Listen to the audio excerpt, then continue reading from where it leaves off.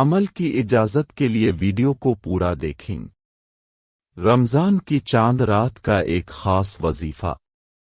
رمضان کی چاند رات بہت فضیلت والی رات ہے۔ اس رات میں اللہ تعالیٰ اپنے بندوں پر اپنی رحمت اور برکت نازل فرماتے ہیں۔ اس رات میں عبادت کرنے سے اللہ تعالیٰ کی رضا حاصل ہوتی ہے اور ہر حاجت پوری ہوتی ہے۔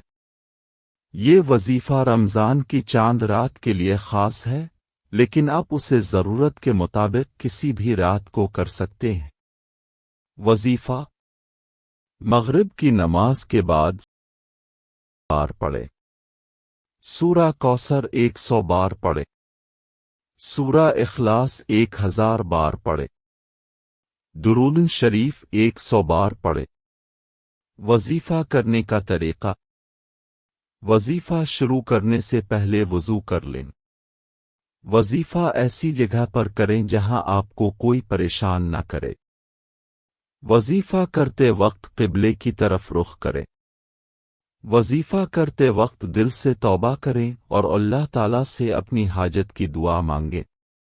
وظیفہ کے فوائد: اس وظیفے سے اللہ تعالیٰ کی رضا حاصل ہوتی ہے۔ اس وظیفے سے ہر حاجت پوری ہوتی ہے۔ اس وظیفے سے رزق میں برکت ہوتی ہے۔